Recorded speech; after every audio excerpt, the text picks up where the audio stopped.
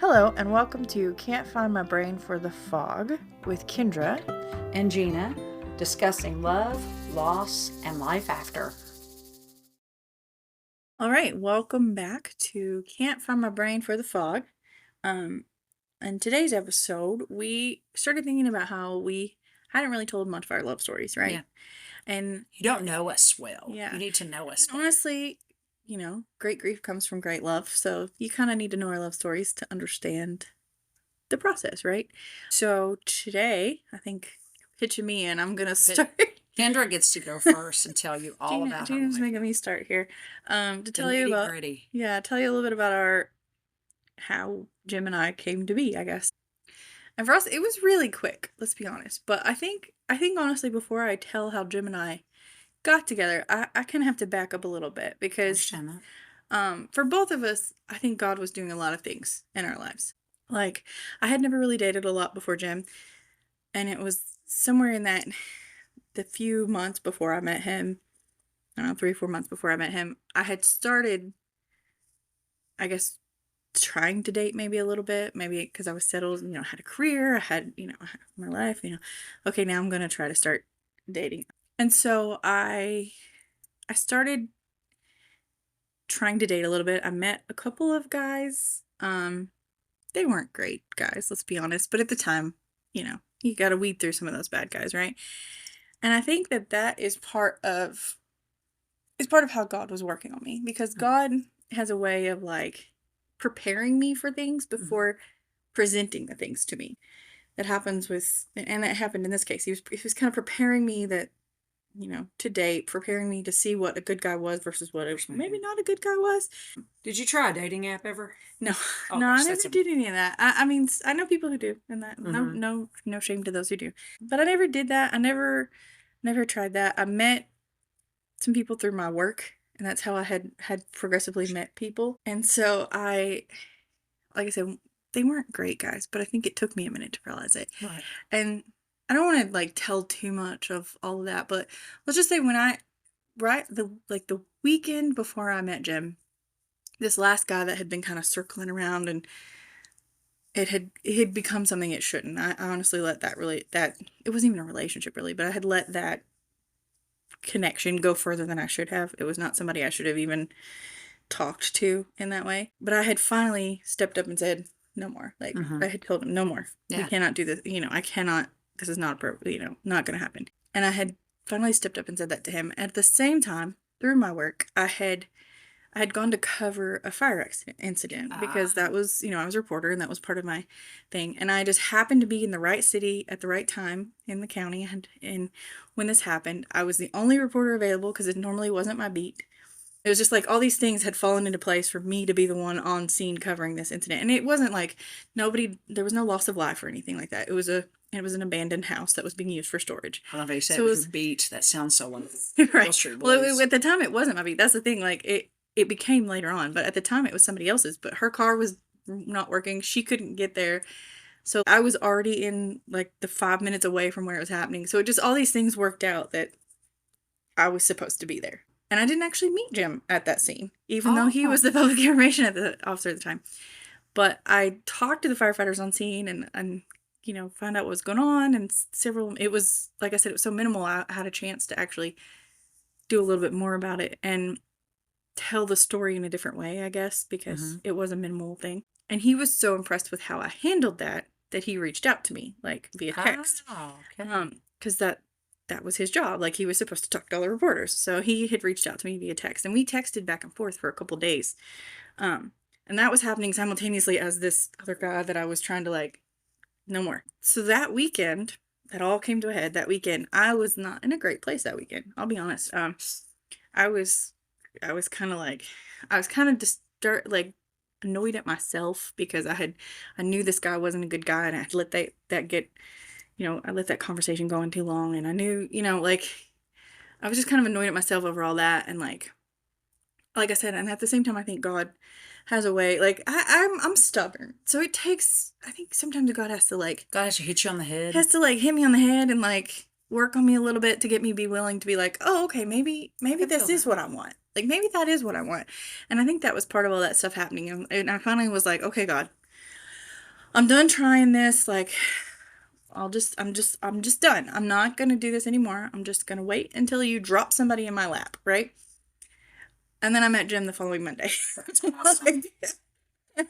And I think at the same time, on his side of the story, which I don't want to tell his story because obviously that's not my story to tell, but I do think God had been working on him. He had found himself in the church. He had started getting involved in church, and he had like found God, all the things. Like he's gotten active, involved in church and stuff. So it was just kind of like all these things lined up.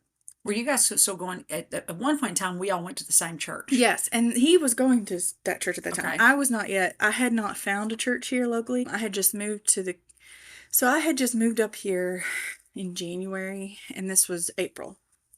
So I hadn't really settled into a church yet. I had visited a few places. I'd gone back to visit with my parents. Like, I hadn't really settled into a place yet. But anyway, I met him that Monday, and I tried to resist. Like, I did. I was like, I've already twice I've talked to guys that I have met and through work, and I felt like it just, I was trying to force things. So I'm not doing this. Like, and I tried. I think I even made the statement to him something about being professional or something, because we just kept texting back and forth, and mostly it was staying professional. I'm not gonna, Mm-hmm. you know.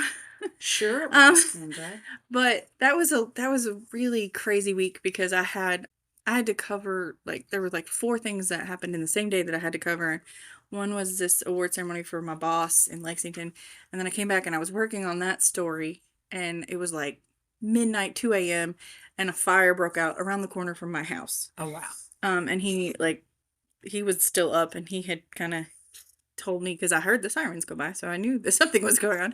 And so I went to that scene, and I was talking to him. And the next day, it's like Wednesday, I was like utterly sleep deprived at that point. But at that point, I was like, I think he's flirting with me. Like, I was so sleep deprived. And I haven't really been the girl that a lot of guys flirt with, right? So Okay. I was having trouble like figuring out, is this what's going on?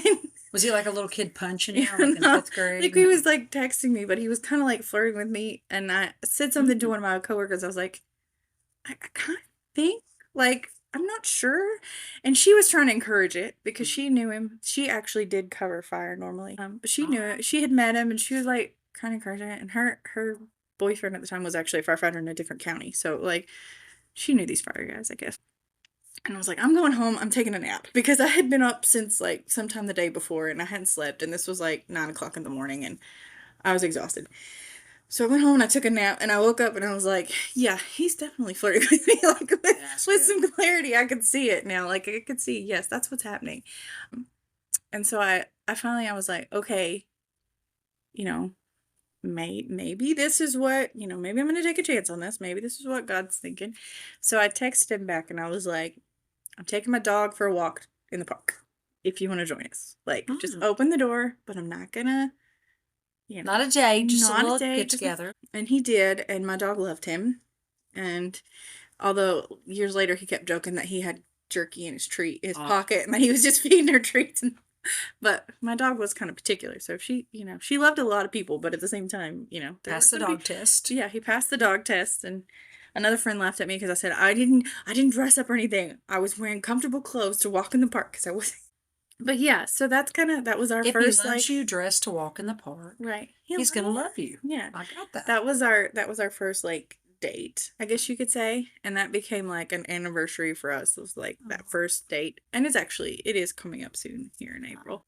But yeah, so our relationship, because I was a reporter and he had weird hours too, like, we didn't do traditional dates. Like, I would text him after I had a meeting, and we would meet up for ice cream or something. I'd go get my dog, and we'd hang out on the porch for McDonald's ice cream because it was near my apartment, or stuff like that. He would hang out with me while I was writing, and he would just kind of just be there with me while I wrote, or we'd go sit at the coffee shop and I was working. It was a lot of around my job because my job was so crazy.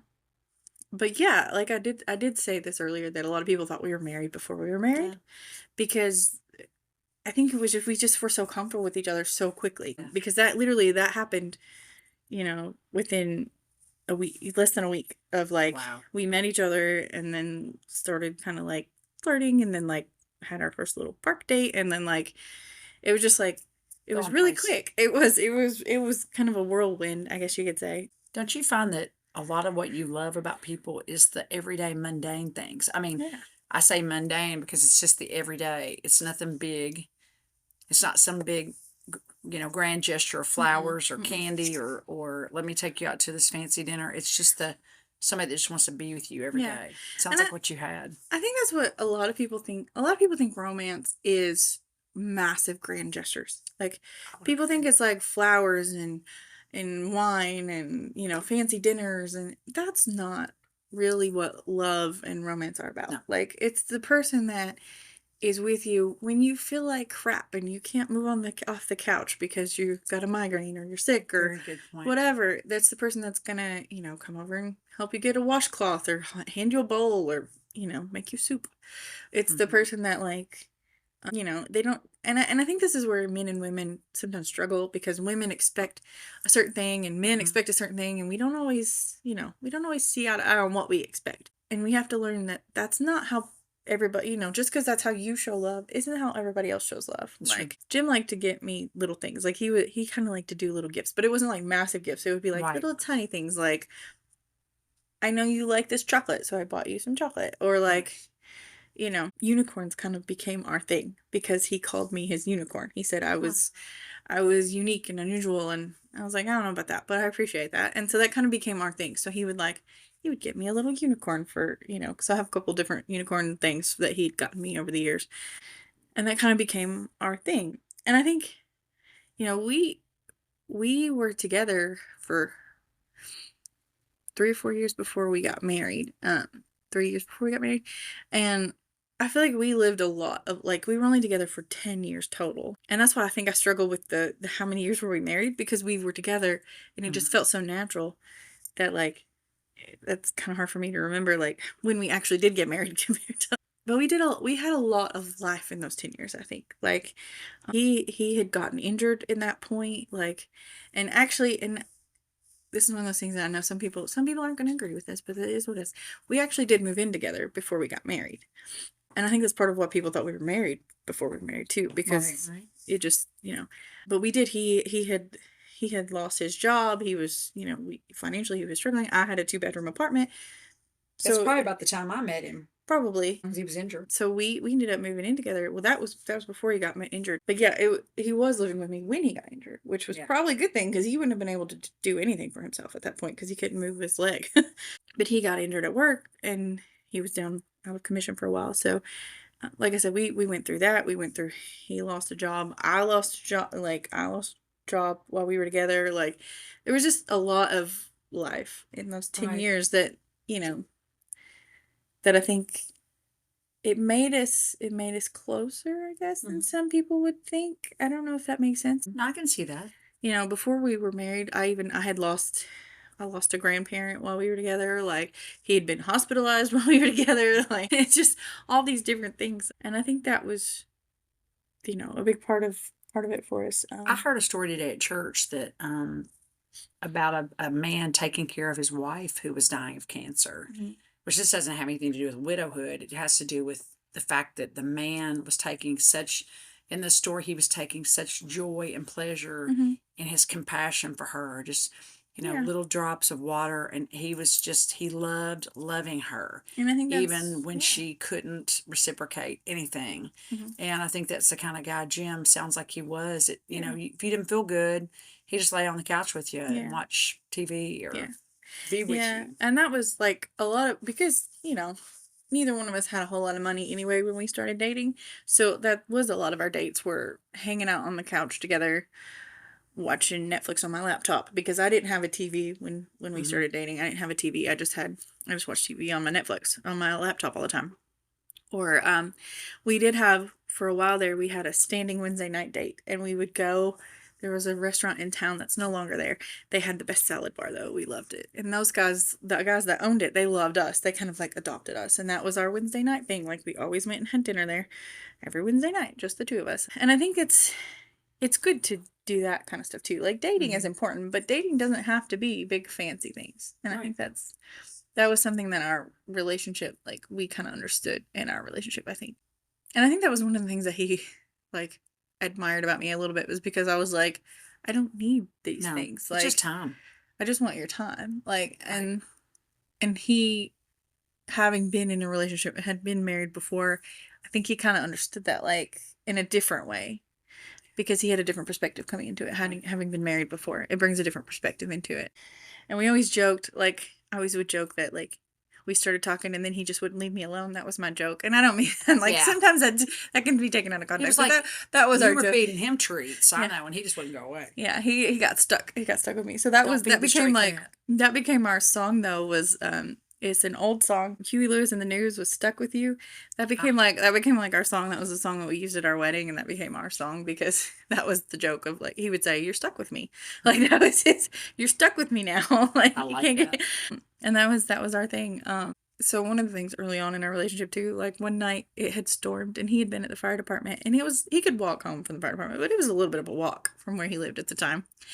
And he was texting me about how, I was like, well, make sure you get home before the storm. Like, I kept trying to, like, I was worried about it. And he later confessed to me that part of why he was texting me was to get me to come pick him up because he wanted to see me. And it worked, because I did go pick him up Oh, because it started raining sneaky. and I wanted him to get home before he got rained on. And I was like, that's sneaky.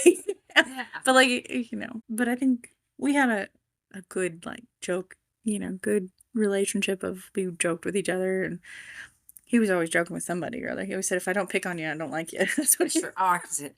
How did he finally ask you to marry him? Was it a kind of a, Oh gosh. oh no. No, Yeah, it's not did bad. I It's jump to that part of the story no, too no, no, soon? no. You're good. I just so true to form, it didn't go like he hoped, he planned, I think. So, like I said, we had moved in together. We knew we were heading toward marriage, but he hadn't proposed, and he was getting a little pressure, I think, from my friends and my family of, like, they were wanting us to get married because, it's not necessarily the Christian thing to do, I guess, to live together, but Live in sin. right. No. But we weren't.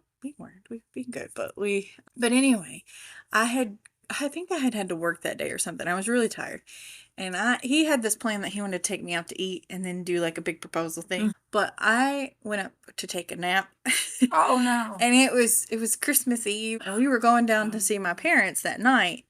And so I took my nap and fell asleep, and he ended up proposing to me, like, while I was still half asleep. Like, he woke me up from my nap and he was like, "Well, I had a different plan, but," and then he, like, proposed to me, and I was still half asleep, and I was like, what is happening?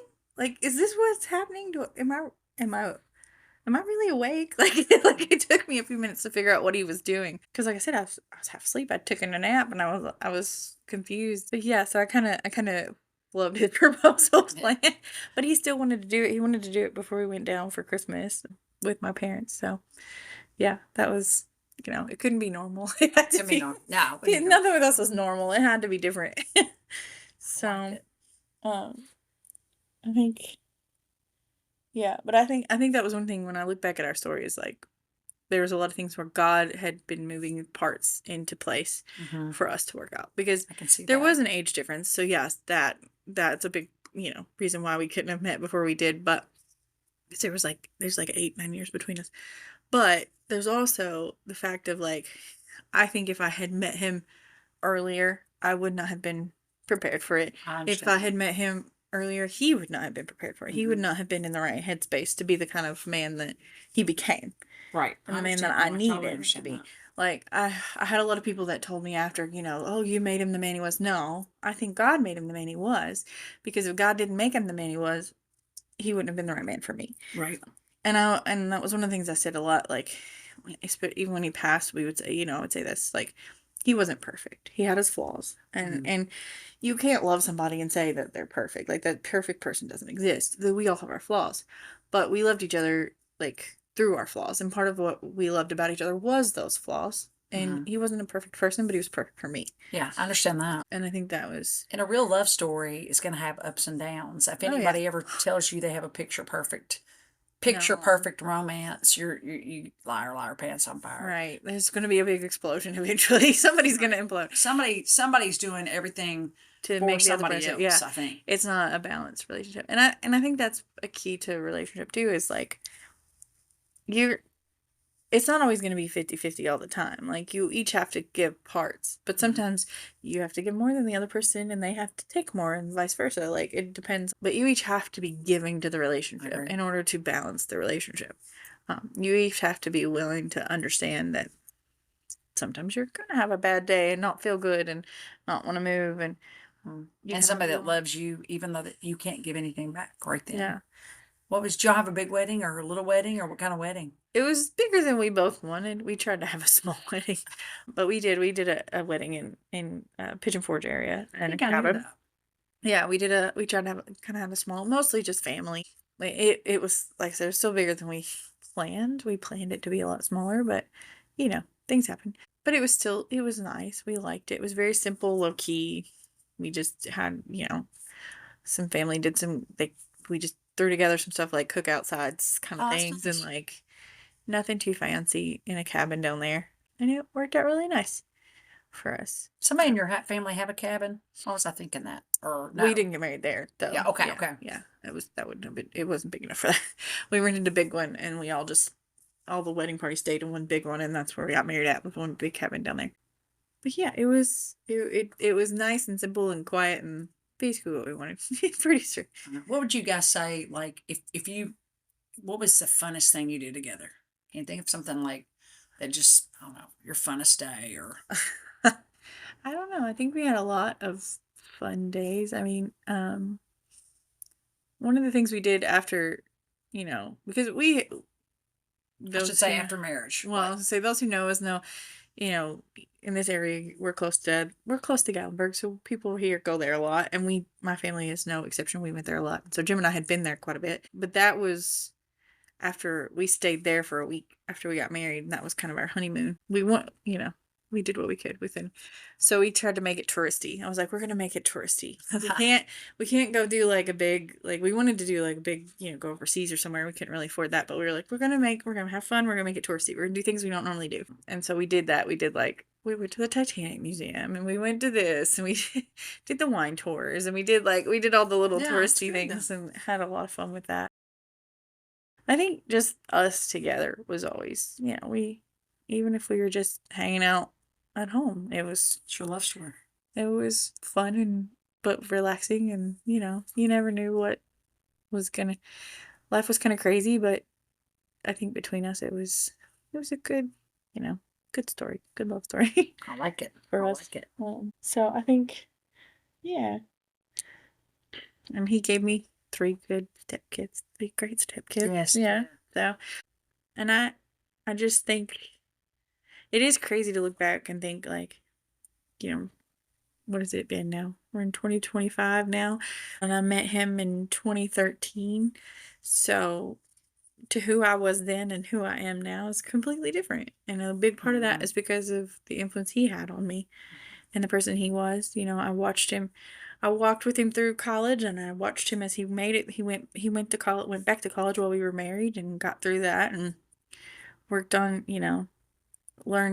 watched his faith grow and his passion for God grow. I was going to ask about that. And watched him, like, he would preach sometimes when he was in school, and sometimes at church, and I watched him, he took the job. I've mentioned he took the job as a corrections officer. He honestly took it because at the time he was needing a job, we were struggling, and that was a job. But I think he came to love that job more than he ever expected to. And in a way, like, I saw his passion for people come out in that job. Oh, yeah. Because he did transportation for it. So he got to talk to a lot of guys one-on-one. Right. He got to spend a lot of time one-on-one with people, taking them places, taking them to the doctor, taking them for surgery, taking them to wherever they had to go, taking them to court. And sometimes it was big groups, but a lot of times he did a lot of one-on-ones. And he really got to know some of these guys and know their stories. And obviously he couldn't tell me their stories, but he would talk about how, like, if there was one leaving, he would say, I don't want to see you here again. Like, I don't expect to see you here again. And they would be like, I know, CO, I'm going to do my best. And, like, he's like, I'm holding you to that. Don't come back. What was his education in? What was he getting his degree in? He had a bachelor's degree from Campbellsville. He got one. It was just in general studies because he had started years ago in different medical related fields and never really He didn't want pan to like be out. a preacher. I mean, but I don't know if Um, any education was toward that or. he had a lot in theology, some theology classes, and he thought about it, I think, going into ministry, but Didn't. it didn't. I'm gonna guess that wasn't the path God wanted him to take because he Okay. didn't. He didn't. So He was a lay pastor. I right, like it. you're right. He Meet mostly people did. where they He are. did speaking a lot through. He was part of the missions group at the college, so that's where. That's good. So I yeah, like that. yeah. So I think, and I think if one of the, I know we talked about trying to do quotes and trying to work things in, and I don't know if I can work this in exactly, but when we got married, we tried to pick a verse together to use like kind of as our marriage verse, and we ended up doing Colossians 3:14, and it talks about how over all these things we put on love. Was this something you guys read together? Yeah, so we had read through a couple of different things. Sorry, I'm trying to bring it up so I can read it because I wanted to share this verse. And it's over all these virtues put on love, which binds them all together in perfect unity. And it talks about, before that, it talks about being compassionate and humble and patient and gentle with each other and, That's good. Forgiving each other and all that stuff. And so we just kind of felt like that was a good verse for us of like, you know, through all that stuff, if you can just remember love and be loving to each other, that I think that helps you remember all that other stuff. It's easy if you can remember how much you love somebody, it can be easy to work through the hard stuff together. And that's, you got to hold on to that. Don't you think every day, some days you wake up and you might not.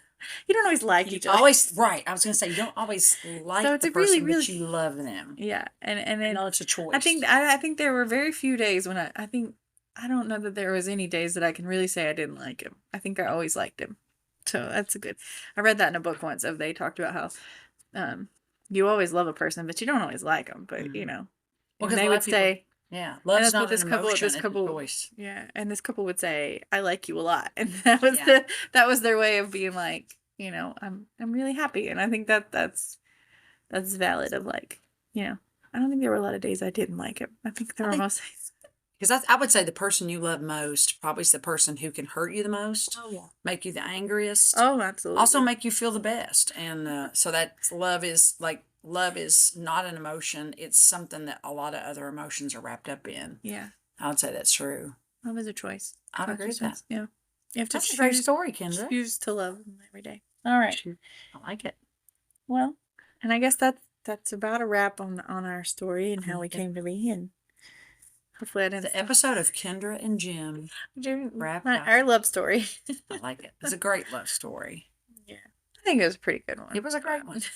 Every love story, it's like the quote says, of all the love stories, I like ours the best. Right. Because it's yours, and it should be. Yeah. Yeah. All right. And I would say one more thing. Like, I mentioned we didn't have a lot of money in our marriage. That's not changed. Okay. Now that he's not here, I don't have a lot of money either. That's just how life is for some of us. But so instead of doing gifts, a lot of times one of the things we would do is we would write each other notes. We would write each other like I did a lot of note writing for him, and he really seemed to enjoy that. Like I would leave him little notes, and so I started doing that more. And like for his birthday, I did, I would do like however many years he was, I would leave that many notes around the house for him to find. And then actually the day he died, and I'm not going to read it because he got a little spicy, but the day he died, no spice in this podcast. He did send me a little poem of like a little love poem on like from the day he died, because he died on Valentine's Day. And so he wrote me before that, we joked about, I would joke about being a hot mess, and he would say, or I'd say something about being a spicy disaster, and he'd say, "Oh yeah, you're spicy," or I'm a hot mess. "Oh, you're really hot." Like he would say stuff like that.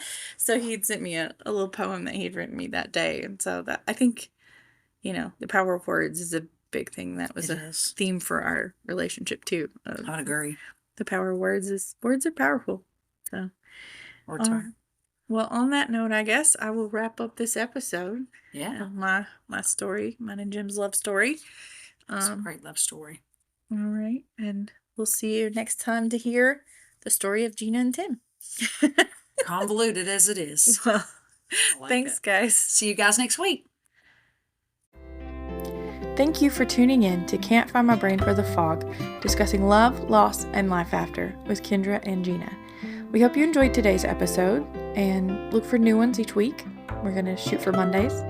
If you would like to give us some feedback or maybe leave us a topic idea or question, you can find us on Instagram, Can't Find My Brain for the Fog, and we would love to hear from you. Thanks for tuning in.